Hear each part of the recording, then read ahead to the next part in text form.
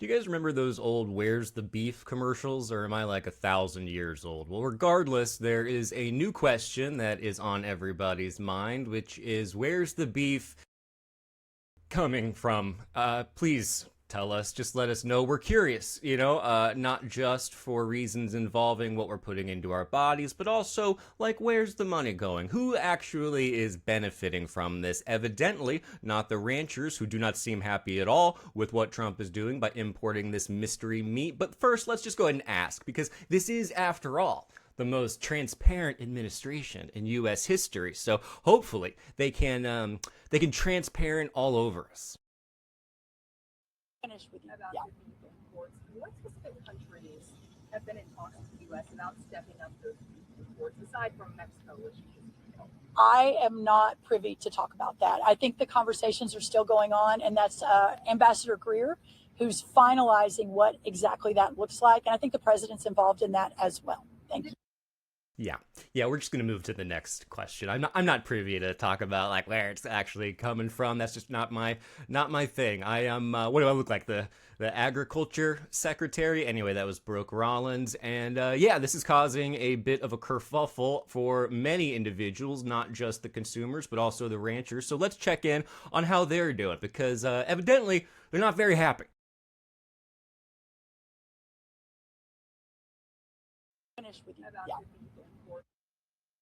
Is the president of the U.S. Cattlemen's Association. Mr. Tupper, I appreciate your being here. You said you don't put America first by putting U.S. cattle producers last. How does this impact cattle ranchers in this country? Well, thanks, Peter, for having us. And, we're at historic lows. We have the lowest cow herd number since the 1950s. That's a lot of the reason that we have these price increases. We live in a free market system where it's supply and demand. And right now, the demand is higher than the supply. And bringing in foreign beef that does not have to live up to the same standards or any of the things that we go by here in this country, we don't think will. One of two things: will not bring down the price of beef in the store, and it's not going to help the ranchers to increase their herds. It takes 3 years once a calf is born for her to get into the production system to raise more beef to put back into the chain. So we definitely respectfully disagree that we don't think that bringing in this foreign beef is going to help at all. President Trump continues to say that he loves farmers. We've seen him across the country. I've traveled to a lot of those stops, including states like your own. But have you seen that reflected in his policies? Well, they're working to try and open up some grazing lands and doing different things. But again, it's a simple free market system. We believe beef is especially American beef, the safest, best protein on the planet. You look at a pound of ground beef, costs about the same as a bag of potato chips or your morning latte or any of those things. We think inflation is high. Our insurance costs are out of this world. Fuel costs are up. So every input the American rancher has is higher. And we're finally in a place where we can make some money. We don't need to be taking down the American beef and being a dumping ground for some of this foreign beef just to cheapen up.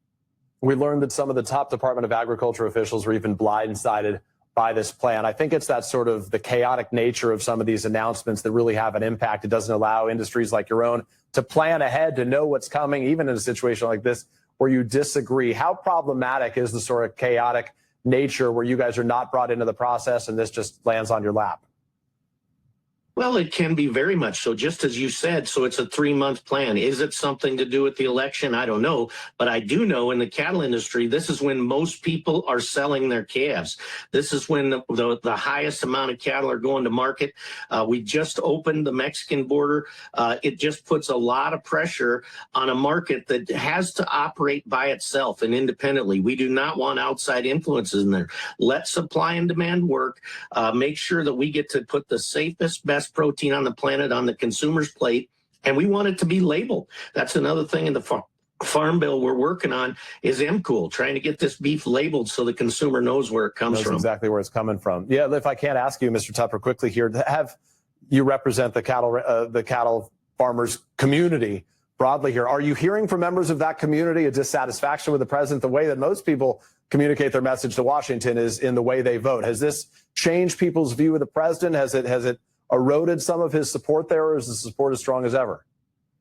Well, I definitely think it has taken a hit to that. I think there's still a lot of support for the president, but I think it's definitely taken a hit because this does not support the America First agenda. And the American cattle ranchers are very proud people. They work hard every day to produce something and feed the world. And they just want to have a free and fair market system to do that in. And when we throw in some of these outside influences, it just throws a monkey wrench into it. And they'd sure like to see this market stay good so we can be profitable and try to bring back some more young people into our industry, which we've lost a ton of. Justin Tupper, we very much appreciate you speaking to us with the U.S.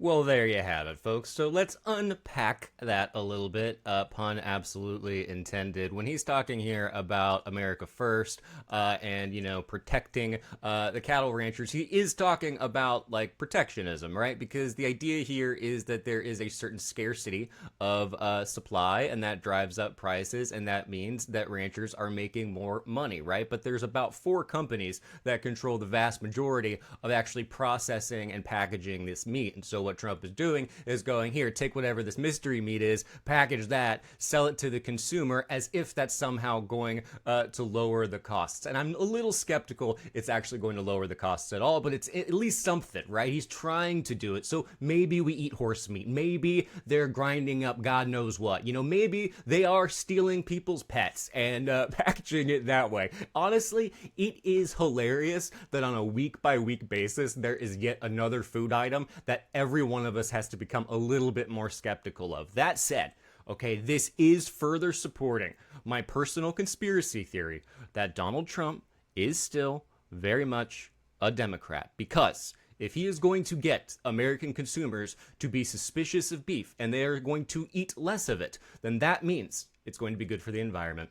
Who knew he was such an incredible green candidate? I always thought he didn't even believe in climate change. He thought it was a hoax. Evidently not.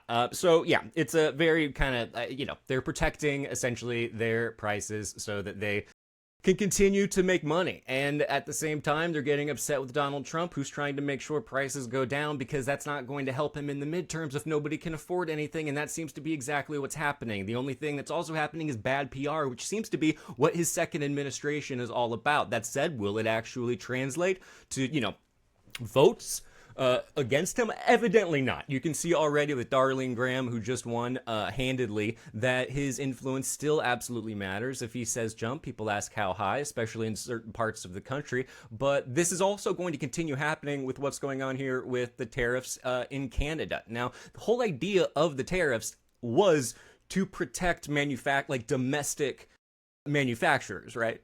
And so how is this doing that? And also, where is the money going if this is tariff-free? Who is making that money? And evidently, not evidently, my suspicion is that whoever it is, whatever country is benefiting from this, is not going to be looked upon kindly by the American public. And also, we used to not have to worry about a lot of this stuff. Do you remember that? Do you remember when you could just go and enjoy your life and not have to worry if the lettuce is going to give you explosive diarrhea or if the beef is actually horse? Maybe it's some of the wild horses that they're having slaughtered right now. Who knows? The imagination can just run wild with it, and I don't know that the imagination is going to come up with particularly favorable fantasies for this current administration, but we'll find out in the midterms. Anyway, I think this is a fascinating story, and I also think that it speaks a lot to how our system works and what this has really always been about. It's never been about America first. It has been about protecting capital and moving capital and making sure that the people who are rich stay rich. And I don't see that changing anytime soon. But anyway, I'm Dr. Elliott Morgan. This is The Spin Room, and I will see you next time.